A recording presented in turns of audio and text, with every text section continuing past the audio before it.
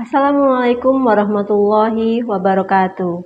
Hai semuanya, perkenalkan saya Aida Farha, NIM 2405527011.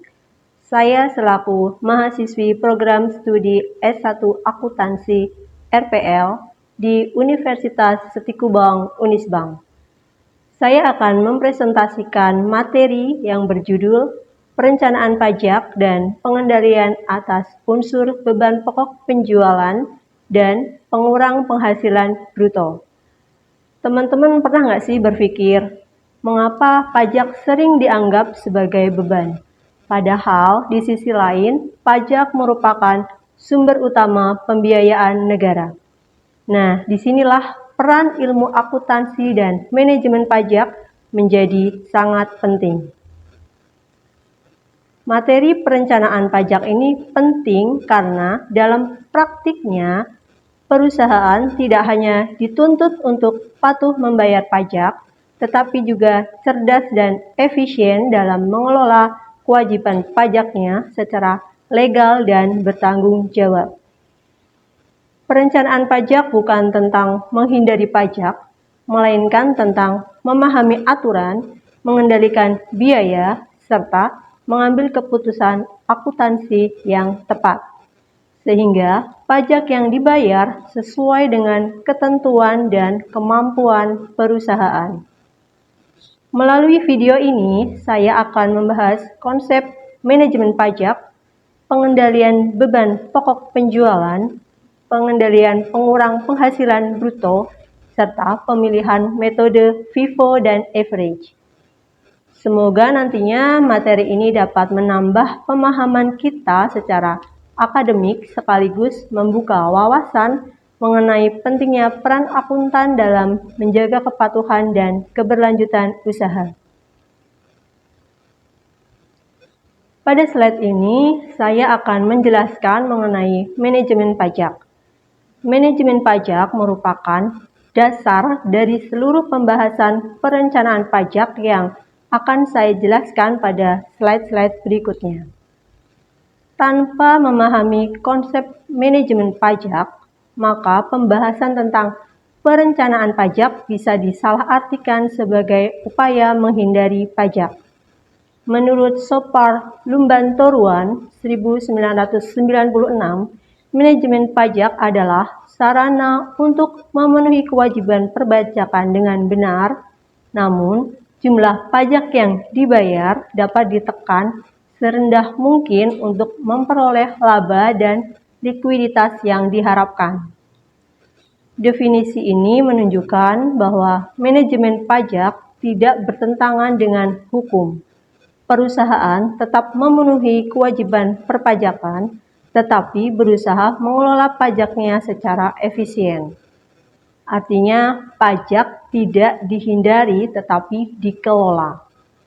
Pajak dibayar sesuai aturan, namun perusahaan berusaha agar pajak tersebut tidak melebihi yang seharusnya dibayar. Disinilah peran akuntansi dan manajemen keuangan menjadi penting karena keputusan akuntansi dan pengelolaan biaya akan sangat mempengaruhi besarnya pajak terutang. Selanjutnya kita masuk ke tujuan manajemen pajak. Tujuan yang pertama adalah menerapkan peraturan perpajakan secara benar. Ini berarti perusahaan harus patuh terhadap undang-undang pajak, baik dari sisi perhitungan, penyetoran, maupun pelaporan pajak. Tujuan yang kedua adalah usaha efisiensi untuk mencapai laba dan likuiditas yang seharusnya. Pajak yang terlalu besar dapat mempengaruhi dapat mengurangi laba dan mengganggu arus kas perusahaan. Oleh karena itu, manajemen pajak membantu perusahaan agar tetap memperoleh laba yang optimal dan memiliki likuiditas yang cukup untuk menjalankan kegiatan operasional. Dengan kata lain, manajemen pajak berfungsi sebagai alat untuk menjaga keseimbangan antara kepatuhan pajak dan kesehatan keuangan perusahaan. Manajemen pajak memiliki 3 fungsi utama. Fungsi yang pertama yaitu perencanaan pajak atau tax planning. Pada tahap ini, perusahaan merencanakan kewajiban pajaknya sejak awal dengan memanfaatkan ketentuan perpajakan yang berlaku secara legal. Fungsi yang kedua adalah pelaksanaan kewajiban perpajakan atau tax implementation. Perusahaan melaksanakan kewajiban pajak sesuai peraturan, mulai dari menghitung, menyetor, hingga melaporkan pajak tepat waktu. Fungsi ketiga adalah pengendalian pajak atau tax control. Pengendalian pajak dilakukan untuk memastikan bahwa pajak yang dibayar sudah sesuai dengan perencanaan dan tidak terjadi kesalahan yang dapat menimbulkan sanksi atau koreksi fiskal.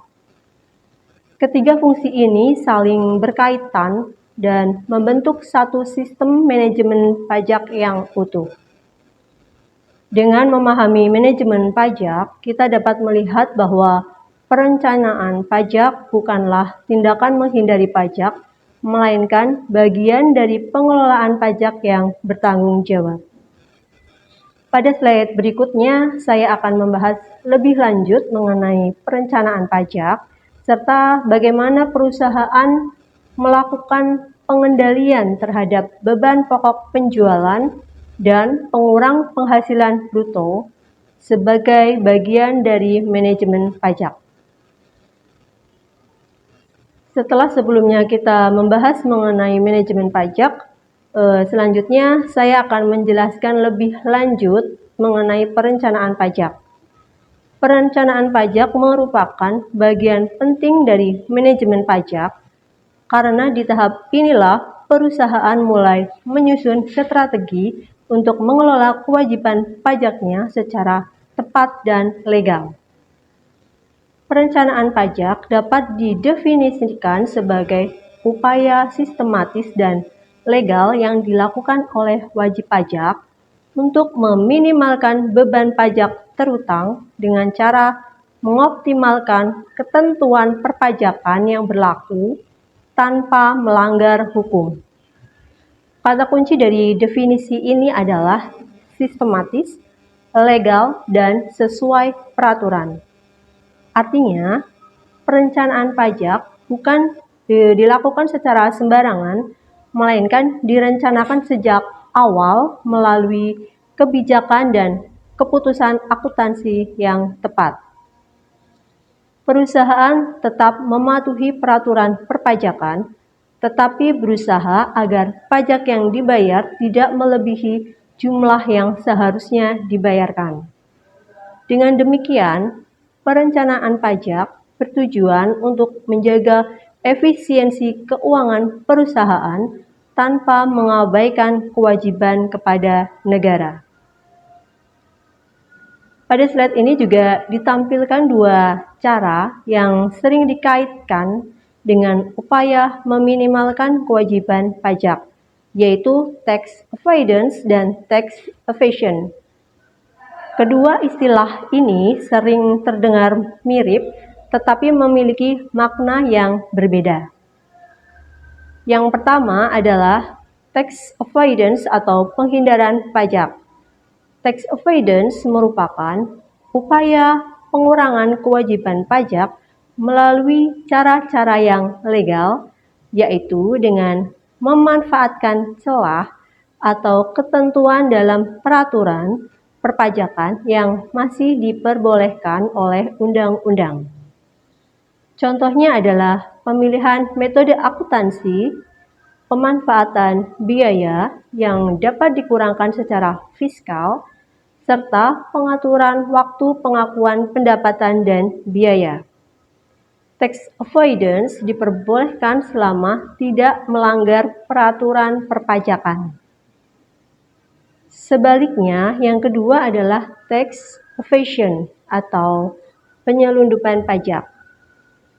Tax evasion merupakan upaya pengurangan pajak melalui cara-cara yang ilegal seperti tidak melaporkan penghasilan kena pajak, memalsukan laporan, atau menghasilkan transaksi dari pelaporan pajak. Tindakan tax evasion jelas melanggar hukum dan dapat dikenakan sanksi administratif maupun pidana. Perbedaan mendasar antara tax avoidance dan tax evasion terletak pada kepatuhan terhadap hukum.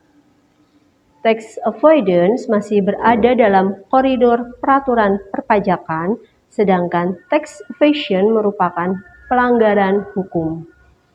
Oleh karena itu, dalam konteks perencanaan pajak yang dibahas dalam mata kuliah ini, fokus utama adalah tax avoidance yang legal dan etis, bukan tax evasion. Perencanaan pajak yang baik harus dilakukan secara bertanggung jawab dan transparan. Dengan memahami konsep perencanaan pajak dan perbedaannya antara tax avoidance dengan tax evasion, kita dapat melihat bahwa tujuan perencanaan pajak sekali lagi bukan untuk menghindari pajak, melainkan untuk mengelola kewajiban pajak secara efisien dan sesuai aturan. Pada slide berikutnya, saya akan membahas lebih lanjut mengenai pelaksanaan dan pengendalian pajak. Setelah sebelumnya kita membahas mengenai perencanaan pajak, selanjutnya saya akan menjelaskan tahap berikutnya dalam manajemen pajak, yaitu pelaksanaan kewajiban perpajakan dan pengendalian pajak. Kedua tahap ini sangat penting karena perencanaan yang baik tidak akan berarti apabila tidak diikuti dengan pelaksanaan dan pengendalian yang tepat. Pelaksanaan kewajiban perpajakan merupakan tahap di mana wajib pajak menjalankan seluruh kewajiban perpajakannya sesuai dengan peraturan yang berlaku. Tahap pertama dalam pelaksanaan kewajiban perpajakan adalah memahami ketentuan peraturan perpajakan. Perusahaan harus memahami jenis pajak yang dikenakan, cara perhitungan pajak, tarif yang berlaku, serta batas waktu penyetoran dan pelaporan pajak. Pemahaman yang kurang terhadap peraturan perpajakan dapat menyebabkan kesalahan perhitungan pajak dan berpotensi menimbulkan sanksi. Tahap kedua yaitu menyelenggarakan pembukuan yang memenuhi syarat. Pembukuan harus diselenggarakan secara tertib, lengkap, dan mencerminkan kondisi keuangan yang sebenarnya. Pembukuan yang baik menjadi dasar utama dalam perhitungan pajak dan penyusunan laporan pajak. Dengan pembukuan yang memenuhi syarat, perusahaan dapat memastikan bahwa pajak yang dihitung dan dilaporkan telah sesuai dengan kondisi usaha yang sebenarnya. Setelah kewajiban perpajakan dilaksanakan, tahap selanjutnya adalah pengendalian pajak. Pengendalian pajak bertujuan untuk memastikan bahwa seluruh kewajiban pajak telah dilaksanakan sesuai dengan yang telah direncanakan serta memenuhi persyaratan formal dan material. Persyaratan formal berkaitan dengan ketepatan waktu pelaporan dan penyetoran pajak, serta kelengkapan dokumen perpajakan. Sementara itu, persyaratan material berkaitan dengan kebenaran perhitungan pajak dan kesesuaian dengan ketentuan perpajakan yang berlaku. Melalui pengendalian pajak, perusahaan dapat mendeteksi lebih awal adanya kesalahan atau ketidaksesuaian dalam pelaksanaan kewajiban pajak, sehingga dapat segera dilakukan perbaikan sebelum menimbulkan sanksi atau koreksi fiskal. Pelaksanaan kewajiban perpajakan dan pengendalian pajak merupakan dua tahap yang saling berkaitan. Pelaksanaan yang baik tanpa pengendalian beresiko menimbulkan kesalahan yang tidak terdeteksi. Sedangkan pengendalian tanpa pelaksanaan yang benar tidak akan memberikan hasil yang optimal. Oleh karena itu, kedua tahap ini harus dijalankan secara berkesinambungan agar manajemen pajak dapat berjalan secara efektif dan efisien. Dengan pelaksanaan kewajiban perpajakan yang benar dan pengendalian pajak yang baik, perusahaan tidak hanya dapat memenuhi kewajiban pajaknya, tetapi juga meminimalkan risiko sanksi dan koreksi fiskal. Pada slide berikutnya, saya akan membahas lebih lanjut mengenai pengendalian atas unsur beban pokok penjualan serta pengendalian pengurang penghasilan bruto sebagai bagian dari penerapan manajemen pajak secara nyata. Pada slide ini, saya akan menjelaskan mengenai pengendalian atas unsur beban pokok penjualan atau BPP. Pembahasan ini sangat penting karena BPP merupakan salah satu komponen utama dalam laporan laba rugi yang secara langsung mempengaruhi laba perusahaan dan besarnya pajak terutang. Pengendalian atas unsur beban pokok penjualan adalah serangkaian kebijakan dan prosedur yang diterapkan oleh perusahaan untuk memastikan bahwa seluruh biaya yang dibebankan sebagai BPP benar-benar terjadi, berkaitan langsung dengan kegiatan usaha, dicatat secara tepat dan konsisten, serta sesuai dengan ketentuan akuntansi dan perpajakan. Artinya, tidak semua biaya boleh langsung dimasukkan ke dalam BPP. Hanya biaya yang memang berhubungan langsung dengan proses perolehan atau produksi barang yang boleh dibebankan sebagai BPP. Pengendalian ini diperlukan untuk mencegah kesalahan pencatatan biaya seperti memasukkan biaya operasional atau biaya pribadi ke dalam BPP yang dapat menyebabkan laporan keuangan menjadi tidak wajar. Dalam perpajakan, beban pokok penjualan merupakan pengurang langsung dari penghasilan bruto. Oleh karena itu, besar kecilnya BPP akan langsung mempengaruhi besarnya laba kena pajak. Jika BPP dicatat terlalu besar tanpa dasar yang benar, maka laba kena pajak akan menjadi lebih kecil dan berpotensi menimbulkan koreksi fiskal. Sebaliknya, jika BPP dicatat terlalu kecil, laba kena pajak menjadi lebih besar dan perusahaan harus membayar pajak lebih tinggi dari yang seharusnya. Disinilah pentingnya pengendalian BPP agar perhitungan pajak tetap wajar dan sesuai dengan ketentuan perpajakan. Dengan pengendalian yang baik atas unsur beban pokok penjualan, perusahaan dapat memastikan bahwa biaya yang dibebankan telah sesuai dengan kegiatan usaha, laporan keuangan menjadi lebih andal, serta risiko koreksi fiskal dan sanksi pajak dapat diminimalkan. Pengendalian BPP juga menjadi dasar bagi perusahaan dalam melakukan perencanaan pajak secara legal dan bertanggung jawab. Dengan demikian, pengendalian atas unsur beban pokok penjualan bukan hanya penting dari sisi akuntansi, tetapi juga memiliki peran strategis dalam perpajakan. Pada slide berikutnya, saya akan membahas lebih lanjut mengenai tujuan dan unsur-unsur pengendalian beban pokok penjualan secara lebih rinci. Pada slide ini, saya akan menjelaskan mengenai tujuan pengendalian beban pokok penjualan atau BPP. Setelah sebelumnya dibahas pengertian dan pentingnya pengendalian BPP, maka pada bagian ini kita melihat secara lebih spesifik mengapa pengendalian BPP perlu dilakukan oleh perusahaan, khususnya dari sisi akuntansi dan perpajakan. Tujuan pertama pengendalian BPP adalah untuk menjamin kewajaran dan keandalan perhitungan BPP. Artinya, BPP yang disajikan dalam laporan keuangan harus mencerminkan biaya yang sebenarnya terjadi dan relevan dengan kegiatan usaha. Dengan pengendalian yang baik, perusahaan dapat memastikan bahwa perhitungan BPP tidak terlalu besar maupun terlalu kecil.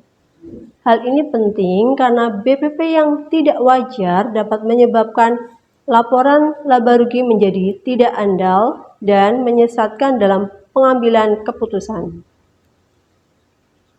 Tujuan yang kedua adalah mencegah pembebanan biaya yang tidak sah atau tidak wajar ke dalam BPP. Tidak semua biaya boleh dimasukkan sebagai beban pokok penjualan. Biaya yang bersifat pribadi, biaya administrasi, atau biaya yang tidak berkaitan langsung dengan produksi atau perolehan barang seharusnya tidak dibebankan sebagai BPP. Melalui pengendalian, perusahaan dapat memisahkan dengan jelas mana biaya yang termasuk BPP dan mana yang bukan, sehingga menghindari kesalahan klasifikasi biaya. Tujuan yang ketiga dalam pengendalian BPP yaitu mengurangi resiko koreksi fiskal dan sanksi pajak. Dalam pemeriksaan pajak, BPP sering menjadi salah satu akun yang mendapatkan perhatian khusus dari Fiskus. Apabila ditemukan biaya yang tidak memenuhi ketentuan fiskal, namun tetap dibebankan sebagai BPP, maka akan dilakukan koreksi fiskal yang dapat meningkatkan laba kena pajak dan menimbulkan sanksi. Dengan pengendalian yang baik, perusahaan dapat meminimalkan risiko tersebut. Tujuan yang terakhir yaitu mengoptimalkan biaya yang dapat dikurangkan secara fiskal. Pengendalian BPP tidak bertujuan untuk memperbesar atau memperkecil biaya secara tidak wajar, tetapi untuk memastikan bahwa seluruh biaya yang memang boleh dikurangkan secara fiskal telah diakui dengan benar. Dengan demikian, perusahaan dapat melakukan perencanaan pajak secara legal, yaitu membayar pajak sesuai ketentuan tanpa membayar lebih dari yang seharusnya. Dari keempat tujuan tersebut, dapat disimpulkan bahwa pengendalian BPP memiliki peran yang sangat strategis, baik dalam penyajian laporan keuangan maupun dalam perhitungan pajak. Pada slide berikutnya, saya akan membahas lebih lanjut mengenai unsur-unsur beban pokok penjualan serta bagaimana pengendalian dilakukan pada setiap unsur tersebut. Pada slide ini, saya akan membahas lebih lanjut mengenai pengendalian atas unsur-unsur beban pokok penjualan atau BPP. Setelah sebelumnya dijelaskan tentang tujuan pengendalian BPP, maka pada bagian ini kita akan melihat bagaimana pengendalian tersebut diterapkan pada unsur-unsur utama BPP, yaitu pembelian dan persediaan. Unsur yang pertama dalam BPP yaitu pembelian dan biaya perolehan. Pengendalian pada tahap ini dilakukan agar biaya yang dimasukkan ke dalam BPP hanya biaya yang berkaitan langsung dengan perolehan barang. Biaya yang dapat dimasukkan ke dalam BPP antara lain adalah harga pembelian, biaya angkut pembelian, serta biaya masuk dan biaya impor. Biaya-biaya tersebut secara langsung berhubungan dengan perolehan barang yang akan dijual kembali atau diproduksi. Selain itu, seluruh transaksi pembelian harus didukung oleh dokumen yang lengkap dan dapat ditelusuri. seperti faktur pembelian, bukti pembayaran, dan dokumen pengiriman. Apabila pengendalian pada tahap pembelian ini tidak dilakukan dengan baik, maka terdapat risiko bahwa biaya tersebut tidak diakui secara fiskal, sehingga dapat menimbulkan koreksi pajak. Unsur yang kedua yang sangat mempengaruhi BPP adalah persediaan. Persediaan memegang peranan penting karena secara langsung mempengaruhi perhitungan BPP melalui rumus persediaan awal ditambah pembelian dikurangi persediaan akhir. Oleh karena itu, pengendalian persediaan harus dilakukan secara cermat. Pengendalian persediaan meliputi penetapan metode penilaian persediaan yang diperkenankan oleh ketentuan pajak, konsistensi dalam penerapan metode tersebut, serta pelaksanaan stok opnam dan rekonsiliasi secara berkala. Stok opnam diperlukan untuk memastikan bahwa jumlah persediaan yang tercatat sesuai dengan kondisi fisik yang sebenarnya. Apabila terjadi selisih persediaan dan tidak dikendalikan dengan baik, maka perhitungan BPP menjadi tidak akurat dan berpotensi menimbulkan koreksi fiskal.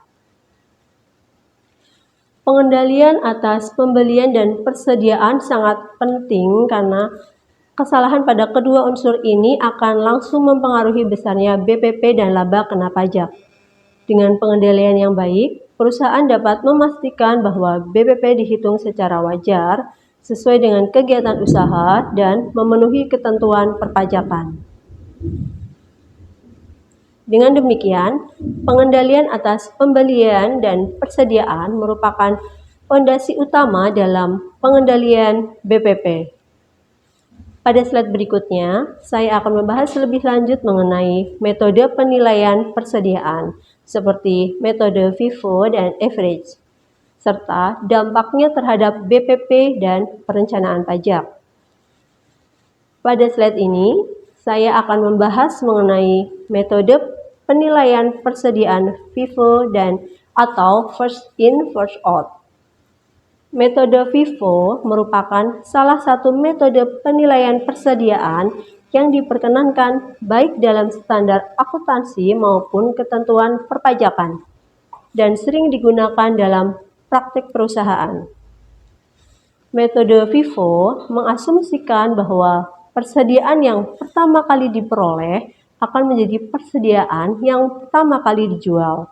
Dengan kata lain, barang yang masuk lebih dulu akan dikeluarkan lebih dulu. Dalam metode ini, biaya perolehan yang lebih lama akan dibebankan terlebih dahulu ke dalam beban pokok penjualan, sedangkan persediaan akhir akan dinilai menggunakan harga perolehan yang lebih baru. Asumsi ini dianggap logis terutama bagi perusahaan yang menjual barang secara fisik, karena secara umum barang yang lebih lama akan dijual lebih dahulu untuk menjaga kualitas dan menghindari penumpukan persediaan. Metode FIFO memiliki implikasi yang cukup signifikan terhadap BPP dan pajak, terutama pada kondisi inflasi atau kenaikan harga. Pada saat terjadi kenaikan harga, penggunaan metode FIFO cenderung menghasilkan BPP yang lebih kecil karena biaya yang dibebankan berasal dari harga lama yang relatif lebih rendah. Akibatnya, laba kena pajak menjadi lebih besar dan PPh badan terutang juga menjadi lebih tinggi. Namun demikian, nilai persediaan akhir yang dihasilkan oleh metode FIFO cenderung mendekati harga pasar karena dinilai menggunakan harga yang lebih baru. Hal ini membuat laporan keuangan menjadi lebih realistis dan mencerminkan kondisi ekonomi yang sebenarnya. Beberapa karakteristik utama dari metode FIFO adalah lebih mencerminkan nilai persediaan yang realistis, bersifat lebih konservatif, serta relatif aman dari sisi kepatuhan fiskal. Metode FIFO juga cocok bagi perusahaan yang mengutamakan transparansi dan stabilitas laporan keuangan. Karena metode ini menghasilkan nilai persediaan akhir yang wajar, resiko koreksi fiskal akibat penilaian persediaan yang tidak sesuai ketentuan juga menjadi lebih kecil. Dengan demikian, metode FIFO merupakan metode penilaian persediaan yang aman dan banyak digunakan, terutama bagi perusahaan yang mengutamakan kepatuhan pajak dan kewajaran laporan keuangan. Pada slide berikutnya, saya akan membahas metode penilaian persediaan average serta membandingkan dengan metode FIFO dalam konteks beban pokok penjualan dan perencanaan pajak. Setelah sebelumnya membahas metode FIFO, pada slide ini saya akan menjelaskan metode penilaian persediaan average atau metode rata-rata. Metode ini juga diperkenankan dalam ketentuan akuntansi dan perpajakan, dan sering digunakan oleh perusahaan yang menghadapi fluktuasi harga persediaan. Metode average menghitung harga pokok persediaan berdasarkan rata-rata tertimbang dari seluruh persediaan yang tersedia. Artinya, setiap unit persediaan yang dijual dibebankan dengan harga rata-rata bukan berdasarkan urutan masuk seperti pada metode FIFO. Dengan pendekatan ini, fluktuasi harga persediaan tidak terlalu mempengaruhi besarnya BPP. Harga yang digunakan merupakan hasil perhitungan rata-rata, sehingga perbedaan harga antar periode menjadi lebih halus. Metode average memiliki implikasi yang berbeda dibanding FIFO, terutama pada saat terjadi kenaikan harga. Pada kondisi harga naik, penggunaan metode average cenderung menghasilkan BPP yang relatif lebih besar dibanding FIFO. Akibatnya, laba kena pajak menjadi lebih kecil dan PPh badan terutang juga menjadi lebih rendah.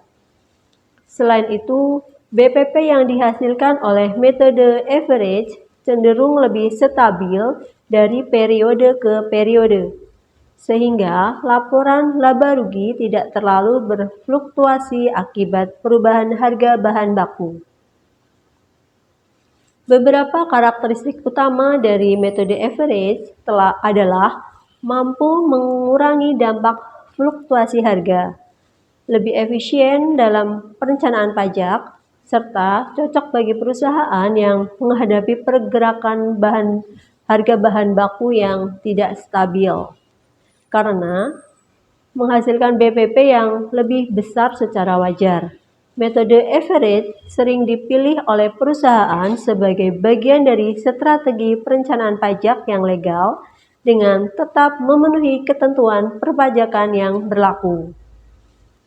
Dengan demikian, metode average merupakan metode penilaian persediaan yang memberikan stabilitas biaya dan efisiensi pajak. Pada slide berikutnya, saya akan membandingkan antara metode FIFO dan average untuk melihat perbedaan keduanya secara lebih jelas dalam konteks BPP dan perencanaan pajak. Setelah sebelumnya membahas metode FIFO dan metode average secara terpisah, pada slide ini saya akan menjelaskan perbandingan antara kedua metode tersebut dalam pengendalian beban pokok penjualan. Perbandingan ini penting karena pemilihan metode persediaan akan berdampak langsung pada perhitungan BPP, laba kena pajak, dan beban pajak perusahaan. Dilihat dari besar BPP pada saat terjadi inflasi, metode FIFO cenderung menghasilkan BPP yang lebih kecil karena biaya yang dibebankan berasal dari harga lama. Sebaliknya, metode average menghasilkan BPP yang lebih besar karena menggunakan harga rata-rata tertimbang. Dampak selanjutnya terlihat pada laba kena pajak. Dengan FIFO, laba kena pajak menjadi lebih besar, sedangkan dengan average, laba kena pajak menjadi lebih kecil. Perbedaan ini juga mempengaruhi beban PPh badan, di mana FIFO menghasilkan pajak terutang yang lebih tinggi, sedangkan average menghasilkan pajak terutang yang lebih rendah. Jika dilihat dari sisi stabilitas biaya, metode FIFO cenderung kurang stabil karena sensitif terhadap fluktuasi harga. Sementara itu, metode average menghasilkan BPP yang lebih stabil dari periode ke periode. Namun, dari sisi resiko koreksi fiskal, kedua metode sama-sama memiliki resiko yang relatif rendah selama diterapkan secara konsisten dan sesuai dengan ketentuan perpajakan. Perbedaan utamanya terletak pada tujuan penggunaan metode tersebut. Metode FIFO umumnya digunakan oleh perusahaan yang mengutamakan kepatuhan, transparansi, dan kewajaran laporan keuangan. Sebaliknya, metode average lebih sering dipilih oleh perusahaan yang berorientasi pada efisiensi pajak dan stabilitas biaya. Dari perbandingan ini dapat disimpulkan bahwa tidak ada metode yang paling benar atau paling salah. Metode penilaian persediaan yang paling baik sangat bergantung pada tujuan perusahaan dan harus diterapkan secara konsisten. Pada slide berikutnya, saya akan menyimpulkan keterkaitan antara pengendalian BPP, pemilihan metode persediaan, dan perencanaan pajak secara keseluruhan. Pada slide ini, saya akan membahas mengenai pengendalian atas pengurang penghasilan bruto. Jika sebelumnya kita membahas pengendalian BPP sebagai pengurang langsung penghasilan bruto, maka pada bagian ini fokusnya adalah pada biaya-biaya lain yang juga berperan dalam menentukan laba kena pajak. Pengendalian atas pengurang penghasilan bruto merupakan upaya yang dilakukan perusahaan untuk memastikan bahwa seluruh biaya yang dikurangkan dari penghasilan bruto telah memenuhi ketentuan perpajakan yang berlaku. Biaya tersebut harus memiliki hubungan langsung dengan kegiatan usaha perusahaan serta didukung oleh bukti transaksi yang sah dan dapat dipertanggungjawabkan. Dengan kata lain, tidak semua biaya yang dikeluarkan perusahaan dapat langsung dikurangkan dari penghasilan bruto. Pengendalian ini menjadi sangat penting karena kesalahan dalam pengakuan biaya, baik dari sisi jumlah maupun jenisnya, dapat menimbulkan koreksi fiskal dan sanksi pajak. Dalam konteks perencanaan pajak, pengendalian atas pengurang penghasilan bruto berfungsi untuk memastikan bahwa perusahaan tidak kehilangan haknya untuk mengurangkan biaya yang sebenarnya diperbolehkan secara fiskal. Sebaliknya, pengendalian juga mencegah perusahaan mengurangkan biaya yang tidak memenuhi ketentuan pajak, seperti biaya yang bersifat pribadi atau tidak berhubungan dengan kegiatan usaha. Dengan pengendalian yang baik, perusahaan dapat mengoptimalkan pengurang penghasilan bruto secara legal, sehingga laba kena pajak yang dihasilkan mencerminkan kondisi usaha yang sebenarnya. Untuk memastikan pengurang penghasilan bruto telah memenuhi ketentuan fiskal, perusahaan perlu melakukan pengendalian atas masing-masing jenis biaya yang dikeluarkan, seperti biaya operasional, penyusutan dan amortisasi, cadangan piutang, serta biaya-biaya lain yang memiliki perlakuan khusus secara fiskal. Pengendalian yang terperinci atas setiap jenis biaya akan membantu perusahaan menghindari kesalahan klasifikasi dan meminimalkan risiko koreksi fiskal. Dengan demikian, pengendalian atas pengurang penghasilan bruto merupakan bagian penting dari perencanaan pajak karena menentukan besarnya laba kena pajak dan pajak terutang. Pada slide berikutnya, saya akan membahas lebih lanjut mengenai jenis-jenis biaya yang termasuk pengurang penghasilan bruto, serta pengendalian yang perlu dilakukan atas masing-masing biaya tersebut. Pada slide ini, saya akan membahas mengenai pengendalian atas jenis-jenis biaya yang merupakan bagian dari pengurang penghasilan bruto. Setelah sebelumnya dijelaskan pentingnya pengendalian pengurang penghasilan bruto, maka pada bagian ini kita fokus pada biaya operasional serta penyusutan dan amortisasi yang sering menjadi perhatian dalam pemeriksaan pajak. Jenis biaya yang pertama yaitu biaya operasional.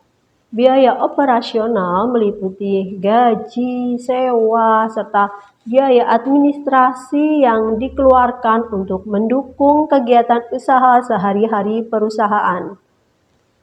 Pengendalian atas biaya operasional dilakukan agar biaya tersebut benar-benar berkaitan langsung dengan kegiatan usaha, bukan biaya yang bersifat pribadi atau tidak relevan. Selain itu, biaya operasional harus dicatat sesuai periode terjadinya, sesuai dengan prinsip matching sehingga pendapatan dan biaya berada dalam periode yang sama. Pengendalian juga bertujuan memastikan bahwa biaya operasional tidak mengandung unsur biaya pribadi pemilik atau pihak lain. Apabila biaya operasional tidak memenuhi kriteria tersebut, maka biaya tersebut tidak dapat dikurangkan secara fiskal dan harus disesuaikan dalam rekonsiliasi fiskal. Untuk jenis biaya berikutnya, yaitu penyusutan dan amortisasi. Penyusutan dan amortisasi merupakan alokasi biaya atas aset non-produksi yang digunakan dalam kegiatan operasional perusahaan seperti gedung kantor, kendaraan operasional, atau aset tidak berwujud. Pengendalian penyusutan dan amortisasi dilakukan dengan menerapkan tarif dan masa manfaat sesuai ketentuan fiskal. Hal ini penting karena terdapat perbedaan antara penyusutan secara komersial dan penyusutan secara fiskal. Oleh karena itu, perusahaan harus memisahkan antara penyusutan komersial dan penyusutan fiskal. Apabila perbedaan ini tidak dikendalikan dengan baik, maka dapat menimbulkan koreksi fiskal pada saat pemeriksaan pajak, baik pada biaya operasional maupun penyusutan dan amortisasi. Pengendalian sangat diperlukan untuk mencegah kesalahan pengakuan biaya. Kesalahan tersebut tidak hanya berdampak pada laporan keuangan, tetapi juga berpotensi menimbulkan koreksi fiskal dan sanksi pajak. Dengan pengendalian yang baik, perusahaan dapat memastikan bahwa seluruh biaya yang dikurangkan dari penghasilan bruto telah sesuai dengan ketentuan perpajakan dan dapat dipertanggungjawabkan. Dengan demikian, pengendalian atas jenis-jenis biaya merupakan bagian penting dalam perencanaan pajak. Pada slide berikutnya, saya akan melanjutkan pembahasan mengenai pengendalian penyisihan cadangan piutang, serta pemilihan metode dan kebijakan akuntansi yang juga berpengaruh terhadap besarnya laba kena pajak. Ini saya akan membahas dua jenis biaya yang memiliki perlakuan khusus dalam perpajakan, yaitu penyisihan cadangan piutang dan biaya yang tidak dapat dikurangkan dari penghasilan bruto. Kedua jenis biaya ini sangat penting untuk dikendalikan karena sering menimbulkan perbedaan antara laporan keuangan komersial dan fiskal. Penyisihan cadangan piutang dibentuk untuk mengantisipasi adanya piutang yang berpotensi tidak tertagih. Dari sisi akuntansi, pembentukan cadangan piutang bertujuan untuk menyajikan nilai piutang yang lebih realistis. Namun, dalam perencanaan pajak, tidak seluruh cadangan piutang dapat diakui sebagai pengurang penghasilan bruto. Oleh karena itu, pengendalian atas cadangan piutang perlu dilakukan dengan membentuk cadangan berdasarkan analisis umur piutang, serta memastikan bahwa pembentukannya sesuai dengan ketentuan perpajakan yang berlaku. Cadangan piutang yang tidak memenuhi syarat fiskal harus dikeluarkan dalam rekonsiliasi fiskal, karena tidak dapat diakui sebagai pengurang penghasilan bruto.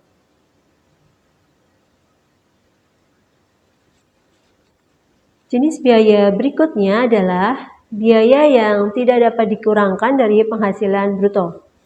Biaya ini meliputi denda pajak, sanksi administrasi, serta biaya yang dikeluarkan untuk kepentingan pribadi.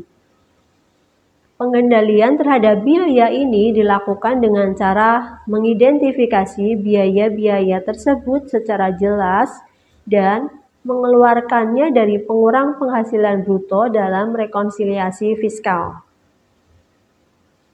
Langkah ini penting agar perhitungan laba kena pajak sesuai dengan ketentuan perpajakan yang berlaku.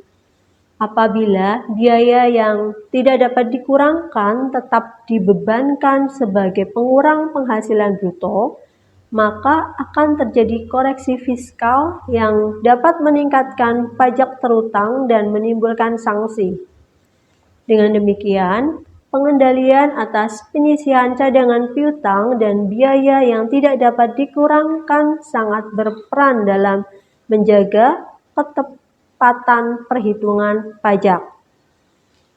Pada slide berikutnya, saya akan membahas pemilihan metode dan kebijakan akuntansi, serta bagaimana kebijakan tersebut mempengaruhi perencanaan pajak perusahaan.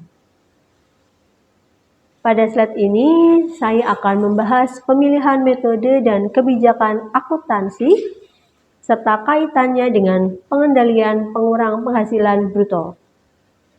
Pemilihan metode dan kebijakan akuntansi sangat penting karena berpengaruh langsung terhadap waktu dan besarnya biaya yang diakui, yang pada akhirnya mempengaruhi laba kena pajak dan pajak terutang. Pemilihan metode dan kebijakan akuntansi tidak boleh dilakukan secara sembarangan, oleh karena itu diperlukan pengendalian metode yang dipilih diterapkan secara konsisten. Kebijakan akuntansi sesuai dengan ketentuan perpajakan serta dampak fiskal dari kebijakan tersebut dapat dikendalikan. Tanpa pengendalian yang baik, perbedaan antara laporan komersial dan fiskal dapat semakin besar dan berisiko menimbulkan koreksi fiskal. Metode akuntansi yang dimaksud dalam konteks ini antara lain adalah yang pertama, metode penyusutan aset tetap seperti metode garis lurus atau saldo menurun. Pemilihan metode ini akan mempengaruhi besar kecilnya beban penyusutan setiap periode. Yang kedua, metode amortisasi aset tidak berwujud yang juga menentukan alokasi biaya selama masa manfaat aset tersebut. Ketiga, metode pengakuan biaya dibayar di muka, yaitu dengan mengalokasikan biaya per periode agar sesuai dengan prinsip matching. Keempat, metode pembentukan dan pengakuan cadangan piutang yang harus dikendalikan agar sesuai dengan ketentuan fiskal. Seluruh metode ini berpengaruh pada waktu pengakuan biaya dan besarnya pengurang penghasilan bruto. Selain metode, perusahaan juga harus mengendalikan kebijakan akuntansi. Kebijakan tersebut meliputi penentuan masa manfaat aset tetap, kebijakan kapitalisasi atau pembebanan biaya, kebijakan pengakuan dan pengukuran biaya operasional, serta kebijakan pembentukan penyisihan cadangan piutang. Perbedaan kebijakan akuntansi dapat menyebabkan perbedaan signifikan antara laba komersial dan laba fiskal, sehingga harus dikendalikan dengan baik. Pengendalian atas metode dan kebijakan akuntansi dilakukan agar pemilihan tersebut tidak hanya sesuai dengan standar akuntansi, tetapi juga sejalan dengan ketentuan perpajakan. Perubahan metode atau kebijakan akuntansi yang tidak tepat atau tidak konsisten dapat meningkatkan risiko koreksi fiskal atau dan sengketa pajak. Oleh karena itu, konsistensi dan kepatuhan menjadi kunci utama dalam pengendalian metode dan kebijakan akuntansi. Pada slide ini, saya akan menjelaskan keterkaitan antara perencanaan pajak dengan beban pokok penjualan atau BPP serta pengurang penghasilan bruto. Bagian ini menjadi inti dari materi sebelumnya karena disinilah kita dapat melihat bagaimana keputusan akuntansi dan pengendalian biaya secara langsung mempengaruhi besarnya laba kena pajak dan pajak terutang perusahaan. Perencanaan pajak pada dasarnya dilakukan melalui pengendalian atas biaya-biaya perusahaan, khususnya BPP dan pengurang penghasilan bruto. Biaya-biaya ini bukan sekedar angka dalam laporan keuangan, tetapi merupakan alat penting dalam perencanaan pajak yang legal. Dengan pengendalian yang baik, perusahaan dapat memastikan bahwa hanya biaya yang sah atau wajar dan berkaitan langsung dengan kegiatan usaha yang dikurangkan dari penghasilan bruto. Beban pokok penjualan merupakan pengurang langsung penghasilan bruto, sehingga perubahan kecil pada BPP dapat berdampak signifikan terhadap laba kena pajak. Semakin besar BPP yang diakui secara fiskal, maka laba kena pajak akan semakin kecil. Sebaliknya, jika BPP lebih kecil, laba kena pajak menjadi lebih besar dan pajak terutang meningkat. Oleh karena itu, pengendalian BPP menjadi salah satu fokus utama dalam perencanaan pajak. Salah satu faktor yang sangat mempengaruhi besarnya BPP adalah pemilihan metode penilaian persediaan, yaitu metode FIFO atau metode average. Metode yang dipilih akan menentukan biaya mana yang dibebankan ke BPP dan berapa nilai persediaan akhir yang dilaporkan.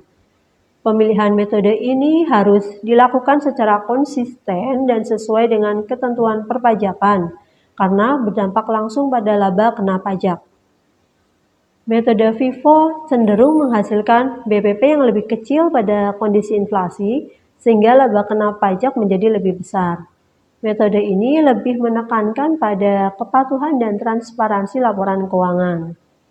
Sebaliknya, metode average cenderung menghasilkan BPP yang lebih besar dan lebih stabil, sehingga laba kena pajak dapat ditekan secara wajar dan legal. Metode ini sering dipilih dalam perencanaan pajak untuk mencapai efisiensi tanpa melanggar ketentuan. Dengan demikian, dapat disimpulkan bahwa perencanaan pajak sangat erat kaitannya dengan pengendalian BPP dan pengurang penghasilan bruto. Pemilihan metode dan kebijakan akuntansi yang tepat memungkinkan perusahaan mengelola beban pajak secara legal, terukur, dan bertanggung jawab tanpa melanggar peraturan perpajakan. Pada bagian lanjutan ini, saya akan melanjutkan penjelasan mengenai keterkaitan perencanaan pajak dengan BPP dan pengurang penghasilan bruto, khususnya dari sisi biaya operasional, kebijakan akuntansi, dan pentingnya pengendalian yang baik. Selain beban pokok penjualan, komponen penting lainnya dalam perencanaan pajak adalah pengurang penghasilan bruto, seperti biaya operasional, penyusutan, amortisasi, dan cadangan piutang. Biaya-biaya ini akan mempengaruhi laba fiskal setelah penghasilan bruto, sehingga pengakuannya harus benar-benar dikendalikan. Jika biaya tersebut memenuhi ketentuan fiskal, maka dapat mengurangi laba kena pajak secara legal. Namun, apabila biaya tidak memenuhi syarat, maka harus dikeluarkan dalam rekonsiliasi fiskal dan tidak memberikan manfaat pajak. Selanjutnya, pemilihan metode dan kebijakan akuntansi juga memiliki peran penting dalam perencanaan pajak. Metode dan kebijakan akuntansi menentukan waktu pengakuan dan besarnya biaya yang dapat dikurangkan dari penghasilan bruto. Contohnya adalah metode penyusutan aset tetap, metode amortisasi, pengakuan biaya dibayar di muka, serta pembentukan cadangan piutang. Apabila kebijakan akuntansi diterapkan secara konsisten dan sesuai ketentuan perpajakan, maka perusahaan dapat mengendalikan dampak fiskal secara lebih terencana dan menghindari perbedaan yang berisiko menimbulkan koreksi fiskal. Pengendalian yang baik atas BPP dan pengurang penghasilan bruto akan mendukung perencanaan pajak yang legal dan bertanggung jawab. Dengan pengendalian yang memadai, perusahaan dapat mengoptimalkan biaya yang dapat dikurangkan, meminimalkan risiko koreksi fiskal, serta menghindari sanksi pajak di kemudian hari. Hal ini menunjukkan bahwa perencanaan pajak bukan sekedar mencari pajak terendah, tetapi bagaimana mengelola biaya dan kebijakan akuntansi secara patuh, transparan, dan berkelanjutan. Dengan demikian, keterkaitan antara perencanaan pajak, BPP, dan pengurang penghasilan bruto tidak dapat dipisahkan. Pengendalian biaya dan kebijakan akuntansi yang tepat menjadi kunci utama dalam menjaga keseimbangan antara efisiensi pajak dan kepatuhan terhadap peraturan. Pada bagian akhir ini, saya akan menyampaikan kesimpulan dan implikasi dari pembahasan mengenai perencanaan pajak serta pengendalian atas beban pokok penjualan dan pengurang penghasilan bruto. Pada bagian akhir ini, saya akan menyampaikan kesimpulan dan implikasi dari pembahasan mengenai perencanaan pajak serta pengendalian atas BPP dan pengurang penghasilan bruto. Pertama, perencanaan pajak merupakan upaya yang bersifat legal yang dilakukan oleh perusahaan untuk meminimalkan beban pajak tanpa melanggar ketentuan perpajakan. Artinya, perencanaan pajak bukanlah bentuk penghindaran pajak secara ilegal, melainkan strategi yang sah dengan memanfaatkan aturan yang berlaku. Kedua, pengendalian atas beban pokok penjualan dan pengurang penghasilan bruto sangat menentukan besarnya laba kena pajak. Kesalahan dalam pengakuan biaya, baik pada BPP maupun biaya operasional, dapat berdampak langsung pada besarnya pajak terutang dan berpotensi menimbulkan koreksi fiskal. Ketiga, metode FIFO dan metode average sama-sama diperkenankan secara fiskal, namun memiliki dampak pajak yang berbeda. Oleh karena itu, pemilihan metode penilaian persediaan menjadi bagian penting dalam perencanaan pajak perusahaan. Keempat, metode FIFO lebih unggul dari sisi kepatuhan dan transparansi laporan keuangan, karena nilai persediaan akhir lebih mendekati harga pasar dan mencerminkan kondisi yang lebih realistis.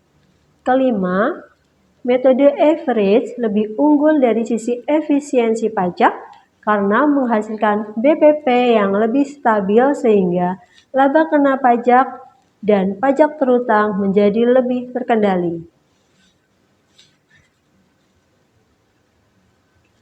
Yang keenam, pengendalian atas biaya operasional, penyusutan, cadangan piutang, serta kebijakan akuntansi sangat membantu perusahaan dalam menghindari resiko koreksi fiskal dan sanksi pajak.